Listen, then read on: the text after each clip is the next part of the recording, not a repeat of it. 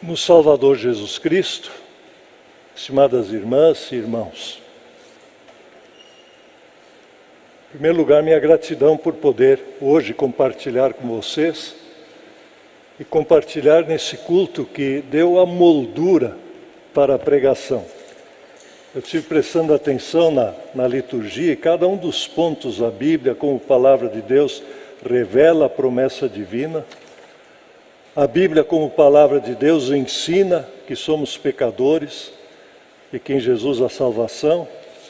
A Bíblia, como palavra de Deus, mostra que podemos e devemos confiar em Deus. A Bíblia, como palavra de Deus, acentua nossa gratidão pela bondade e provisão. A Bíblia, como palavra de Deus, fortalece a nossa fé e edifica. E para o fim do culto ainda vai dizer que nos encoraja a todos para o cumprimento da missão. Olha que resumo, né, da Bíblia como palavra de Deus, resumo muito bonito.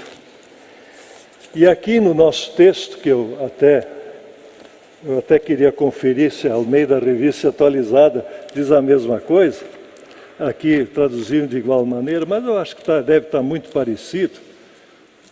O texto começa dizendo: ora, tudo isso provém de Deus. Tudo isso provém de Deus. Deixa eu ver se está igual aqui. 5:18, ora, tudo provém de Deus, que nos reconciliou. Está igual. Tudo provém de Deus. O que provém de Deus? O que o apóstolo Paulo tinha em mente quando ele disse, tudo provém de Deus? E aí no versículo anterior, que eu não li, diz assim, se alguém está em Cristo, é nova criatura. As coisas antigas já passaram, eis que se fizeram novas. É isso que provém de Deus, tudo isso. Quando a gente está em Cristo, tudo é novo, tudo é diferente. E aí no texto ele usa uma palavra que ele repete várias vezes, e é a palavra reconciliação. Reconciliação é essa palavra, reconciliar. Veja, isso é novo, reconciliar é algo novo, algo diferente. Reconciliar é tão novo que essa palavra nem no Antigo Testamento está. É uma preciosidade a gente dizer isso, não tem a palavra hebraica de reconciliação. Tem o fato da reconciliação em vários textos, mas a palavra como tal, até a palavra é nova. Uma palavra nova para algo novo, para a vida da pessoa. Reconciliação. Por que reconciliação? Qual é o sentido dessa novidade, reconciliação? Por que isso é tão diferente no nosso mundo? Porque no mundo não se faz reconciliação. Reconciliação ofende as pessoas. As pessoas preferem brigar. As pessoas preferem polarizar, mas não reconciliar. Reconciliação é uma ideia complicada para o ser humano.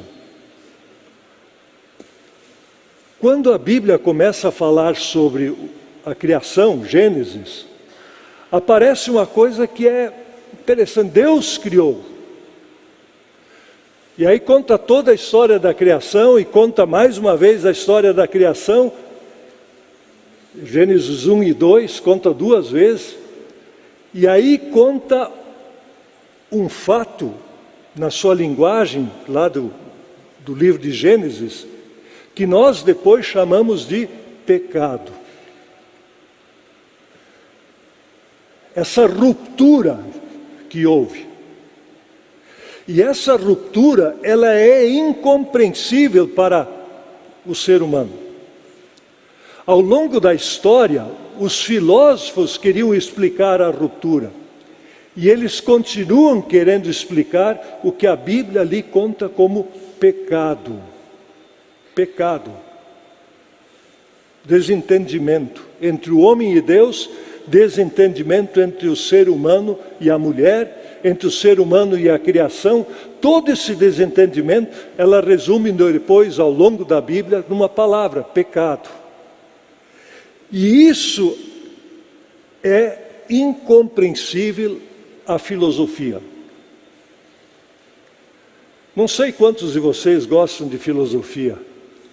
Eu até gostava bastante, estudei filosofia, mas é interessante como essas tentativas de explicação da entrada do mal no mundo ou da existência do mal são explicações que vai e volta e não explicam. E aí alguns tentam negar o mal, dizem não existe o mal. Há poucos anos atrás, tem um grande dicionário inglês que diz qual é a palavra do ano. Agora no final do ano eles vão contar outra palavra. Ele diz que uma das palavras do nosso tempo é a pós-verdade. Já ouviram falar na pós-verdade? Vivemos no tempo da pós-verdade. Ou seja, a verdade não existe mais. Verdade não existe. E aí o que existe? E aí existe a força, aí existe o combate, aí existe a tentativa de um derrotar o outro, e as guerras se repetem na história da humanidade. Vocês lembram, fazem 24 anos, se falava que ia entrar um novo milênio, milênio da paz e amor, o milênio da mudança do ser humano. E como isso não aconteceu, quando veio o vírus, o Covid, quando veio isso, agora o ser humano vai ter que aprender a lição. E não tinha nem terminado ainda a pandemia, e já havia uma guerra nova no cenário, e mais de uma. E continua até hoje, Ucrânia em guerra, Israel em guerra. Essas guerras não são de hoje, são antigas. O ser humano não consegue se explicar. A negação do mal e do bem. O que é o certo? O que é o errado? E uma curiosidade aí. É muito difícil explicar a existência do mal na filosofia. Mas é muito fácil perceber a existência do mal na prática. Não é verdade? Na prática, todos nós experimentamos o mal.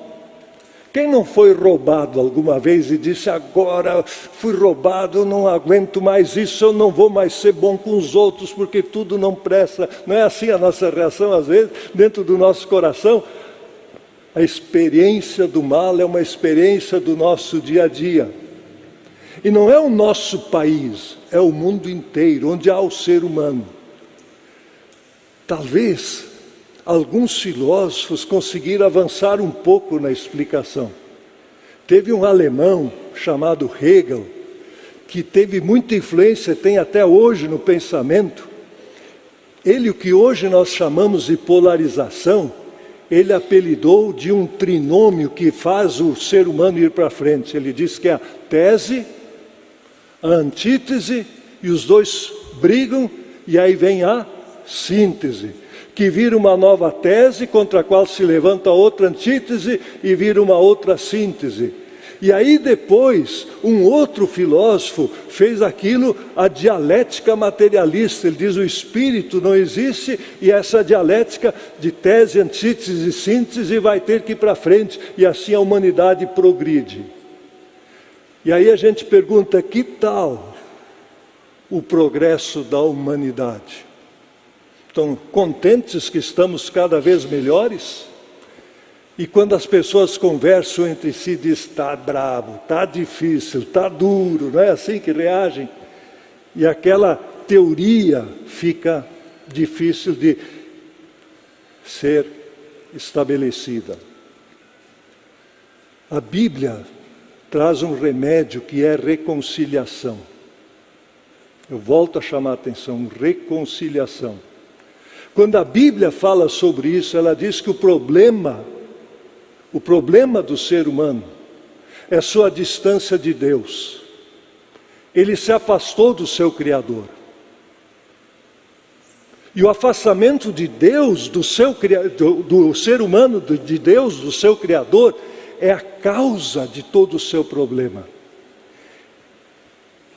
E a Bíblia, naquela linguagem simples do Gênesis, diz que o ser humano queria ser o quê? Criatura ou criador? Criador. Ele queria ser Deus. Porque se ele fosse Deus, ele ia fazer as coisas melhores. E aí ele começou a fazer as coisas por conta própria. E aí começou o problema do pecado. Essa história se repete na humanidade, e essa história, eu descubro ela dentro de mim mesmo.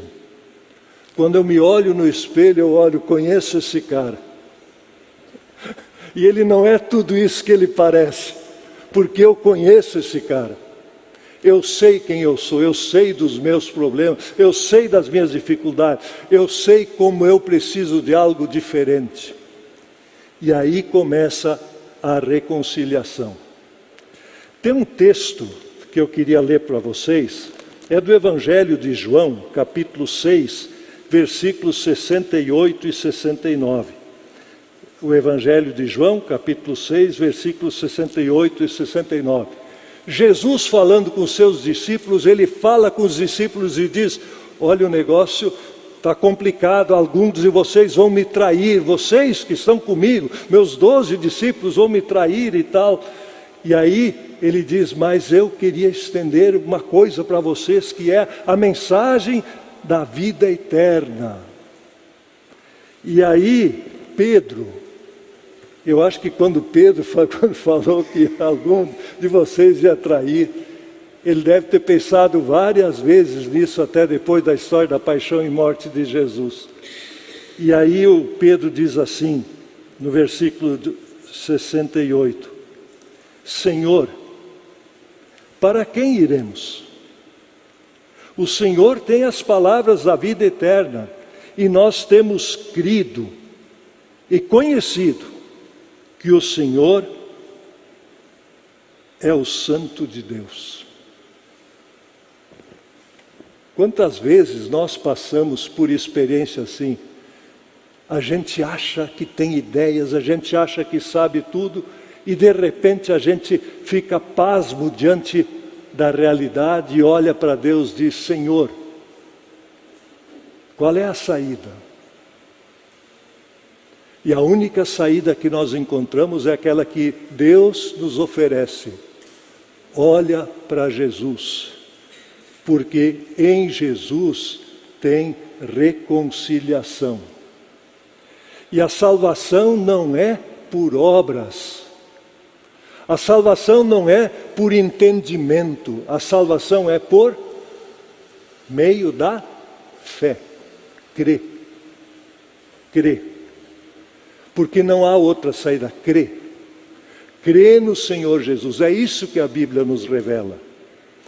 E aí quando nós nos encontramos diante de Jesus e olhamos para Ele, vemos o seu amor, o amor que Ele manifesta por nós, encontramos na palavra de Deus. Ele diz aquilo que logo adiante aqui no nosso texto ele fala, Ele nos dá um ministério, o ministério da reconciliação. Deus nos dá um serviço, uma diaconia em grego. É um ministério da reconciliação. Queria acentuar isso. Deus deu para vocês, Deus deu para mim, para todos nós, o ministério da reconciliação. Aqui não está escrito que Ele nos deu o ministério da... O que seria o contrário da reconciliação? Polarização? Deus não nos deu o ministério da polarização. Ele nos deu o ministério da reconciliação. Essa palavra é poderosa, ela é forte. Porque quando a gente tem problemas, a gente tende a polarizar. E aí se um diz isso, eu digo aquilo. Se outro diz aquilo, eu vou responder com isso. E não há perdão. Não há reconciliação. É interessante que isso perpassou para toda a sociedade humana, não é para o Brasil. Eu não estou falando da realidade do Brasil, estou falando da realidade do mundo. No mundo inteiro, onde se vai, o ministério da polarização está aí. E o da reconciliação, quando ele vai chegar? Pois esse ele deu para nós, cristãos. Para nós investirmos tempo no ministério, nesse serviço de buscar o quê? A reconciliação. E a reconciliação sempre começa com Deus. Ora, se Deus amou o mundo de tal maneira que deu seu Filho unigênito, se Deus foi ofendido de tal maneira que todos pecaram, e Ele pôde oferecer seu Filho unigênito, se Deus foi tão bom conosco, por que nós não vamos reconciliar uns com os outros? Por que a gente não pode reconciliar? Por que a gente tem que brigar? O ministério nosso é o ministério da reconciliação. Da reconciliação, a saber que Deus estava em Cristo reconciliando consigo o mundo, não levando em conta os pecados dos seres humanos e nos confiando a palavra da reconciliação. A Bíblia é a palavra da reconciliação. Na Bíblia nós aprendemos a olhar, não um contra o outro, mas os dois na mesma direção, para Jesus, que perdoa, e essa é a novidade. Jesus que perdoa e diz: o perdão é possível, a nova vida é possível ser diferente, com reconciliação. E Ele nos dá esse serviço, o serviço da reconciliação. Deus nos deu o ministério da reconciliação. E agora, no versículo seguinte, Ele nos diz que nós, portanto, somos embaixadores. Nós somos embaixadores, em nome de Cristo. Quando o apóstolo Paulo escreveu aqui para os seus leitores originais de Corinto, que eles são embaixadores em nome de Cristo, eles entendiam mais ou menos a mesma coisa que nós entendemos. Um embaixador fala em nome de quem? Do seu país, ou da sua organização. Ele fala em nome dessa organização e ele é autorizado, ele deve falar em nome da sua organização. Nós somos embaixadores de quem? De Deus. E é essa mensagem que Deus nos deu para levar ao mundo. Qual é, embaixador? Como se Deus exortasse por meio de nós. E a gente deve começar consigo mesmo, porque a paz às vezes não está nem dentro de nós. Quanta ansiedade, quanto conflito nós temos conosco mesmo, dentro de nós. E Deus diz: reconcilia-te com Deus, você vai encontrar reconciliação consigo mesmo. Reconcilia-te com Deus, você vai encontrar reconciliação na família. Marido e mulher, dá para se reconciliar no meio da briga? Dá. Olha para Jesus. Irmãos e irmãs, dá para se reconciliar? Dá. Pais e filhos, dá para se reconciliar? Dá. Sociedade, dá para se reconciliar? Hoje de manhã, vendo as mensagens do dia, o que estava ocorrendo, olhei nos meus amigos das mídias sociais, um mandou uma piada de amigo secreto. Ele disse: quando a gente pega o amigo secreto que a gente não gosta. Ele diz, e aí ele usou uma palavra da política. Imagina o amigo secreto Lula abre o boletim dele e diz: Bolsonaro. Ou vice-versa, tanto faz. Se a gente sai o amigo secreto, o cara que a gente combate, que a gente odeia, e é para chamar ele de amigo.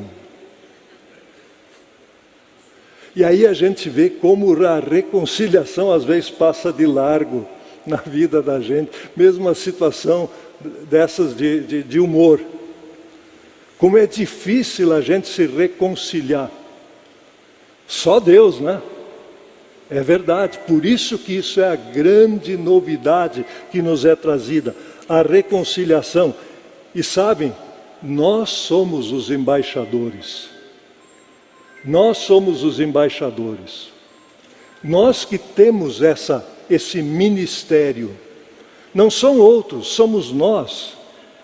Os outros vão fazer o ministério da polarização. Os únicos que vão fazer o ministério da reconciliação são os cristãos. Nós podemos fazer isso. E como fazer? E eu diria, tem maneiras muito simples. Uma maneira simples é levar a palavra de Deus aos outros. Como isso muda? Como isso muda? Na Sociedade Bíblica, há uns anos, nós começamos cada ano a fazer uma edição, isso que o pastor falou, do Novo Testamento, e aqui não é um momento comercial, é apenas dizer a ideia que está por trás disso, com o tema reconciliação com Deus e consigo mesmo. Outro ano foi com a família, a sociedade. E a gente disse, se cada cristão entregasse isso para alguém, quantos seriam necessários, quantos desses novos testamentos seriam necessários para o Brasil encontrar a mensagem da reconciliação? E a gente pensou que se a gente distribuísse 1 milhão por ano, seria pouco, porque são 200 e tantos milhões, né? Ia devagar, mas ia adiante. E começamos a fazer. Lá na Sociedade Bíblica, eu sempre digo, se a gente quer que os outros façam, façamos nós mesmos. E eu comecei a ter esses novos orçamentos dentro da minha casa, comecei a botar no porta-luva do meu carro e a distribuir. Eu compro lá e distribuo, e vou fazendo isso. E eu teria histórias lindíssimas para contar. Vocês sabem como aqui o centro é perigoso, não é? Para andar. Segurança não é a grande virtude, né? Aqui do centro. Eu lembro uma vez, eu estava aqui no centrão de São Paulo, e veio uma pessoa para o meu lado, assim, eu digo, e agora, José? O que vai acontecer? Eu fui direto lá no porta-luva, peguei o novo orçamento, abri o vidro, o farol estava fechado. Eu digo, eu tenho um presente para você. E aquela pessoa que eu não sei o que queria, eu acho que talvez pedia alguma coisa, ela olhou, o que é isso? Eu digo, isso é uma Bíblia. Isso é uma palavra de Deus para você. Você lê 2 dias, 2 páginas por dia e pensa nisso. Ela pegou de novo, botou assim e me deu um sorrisão. Que legal, dizendo. Muito obrigado, melhor coisa que me aconteceu hoje. Olha como isso muda quando você, em vez de uma palavra de polarização, você traz uma palavra de reconciliação. Essa é uma maneira que a gente pode adotar. A igreja evangélica, na sua história, fazia isso. Os cristãos eram portadores dessa boa nova da reconciliação, distribuíam isso para os seus amigos. Tá? E hoje tem tanto contato, a gente chama pizza, vem um menino entregar pizza, dá um novo orçamento para ele. A gente vai no posto de gasolina, dá um novo orçamento para ele. E assim a semente vai caindo. No escritório, no nosso trabalho, a palavra vai se espalhando. E a gente se torna um ministro da reconciliação. Eu acho que essa é a maneira bonita de a gente celebrar o dia da Bíblia. No passado as coisas, todo mundo diz, eram diferentes. A distribuição da Bíblia no passado também era diferente do que nos nossos dias. As coisas hoje são diferentes. Hoje tem mídia social, tem um monte de novidades. Como é que fazer com que as pessoas deem atenção para a Bíblia Sagrada? Uma das maneiras que nós estamos usando na Sociedade Bíblica e pedindo que os cristãos usem é usar a parábola da semente. A semente, quando a gente lança, ela precisa ser o quê? Cultivada. Sabe que a palavra cultivo tem a mesma raiz de cultura e tem a mesma raiz de culto. Hoje nós estamos aqui no culto, nós estamos na hora do cultivo. Interessante isso, né? Da cultura da palavra de Deus. Estamos cultivando. E nós começamos a ideia de que as regionais da sociedade bíblica deveriam ser centros de cultura, centros culturais da Bíblia. E é interessante como essa ideia pega. Não é um centro para fazer espetáculos do que se costuma chamar de cultura, mas de cultivar a boa semente também com espetáculos, como vocês fazem aqui nos cultos tão bonitos que realizam, com concertos e assim por diante. Cultivar isso, cultivar a semente, essa semente que provoca paz. Esse centro cultural, tem vários líderes aqui dessa igreja que participam da diretoria, do diretório da Sociedade Bíblica. Eles também resolveram que seria interessante ter uma Bíblia que marcasse esse centro cultural da Bíblia. Eu não posso abrir aqui, daqui ela não serve muito, mas vocês vão lá olhar depois. Quem tem dificuldade de ler essa Bíblia, se ele não conseguir ler essa, tem a outra solução, é o Braille, viu? É uma letra enorme, é uma letra enorme. Então, para todo mundo, ou pelo menos uma boa parte, poder, tem uma Bíblia dessas, ajuda, né? E no cartão de crédito, eu não sei nem como faz, mas eles explicam para vocês. De novo, para quê? Para que aqui no centro de São Paulo tenha mais e mais lugares onde a cultura da Bíblia é feita, onde cultivemos a palavra de Deus. E agora, para finalizar, eu queria dizer um pouquinho sobre esse nome, Sociedade Bíblica.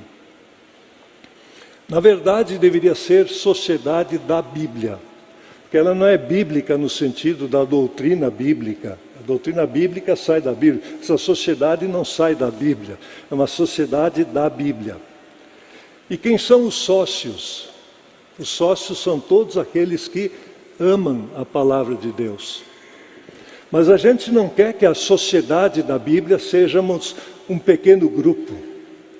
A gente quer, através do nosso trabalho conjunto, distribuindo a Bíblia, fazer com que a grande sociedade, a sociedade brasileira e a sociedade humana, com a bênção de Deus e sob a ação do Espírito Santo, se torne a grande sociedade da Bíblia. É assim que a coisa anda. Nós, juntos, trabalhando para isso. E quando fazemos isso, meus irmãos, minhas irmãs, a gente faz o ministério da reconciliação. E termina agora o texto dizendo: aquele que não conheceu o pecado, que é Jesus, Deus o fez pecado por nós, para que nele fôssemos feitos justiça de Deus. Quando no início do culto foram acesas as 2 velas da coroa de Advento, eu lembrei de como aconteceu que o dia da Bíblia acontecesse no 2º domingo de dezembro. As 4 velas, um dos significados, há vários significados, é que quando houve a queda em pecado, apontava para Jesus. Jesus vai vir, Advento. Aí, Jesus veio no Natal, mas ele continua vindo como? Pela sua palavra. Deus continua vindo. E todos nós juntos cremos, e aí se completa, que ele há de vir a julgar os vivos e os mortos, o advento final. Então, nessa perspectiva que nós nos colocamos de mãos unidas para celebrar o dia da Bíblia. Deus abençoe a todos nós. Amém.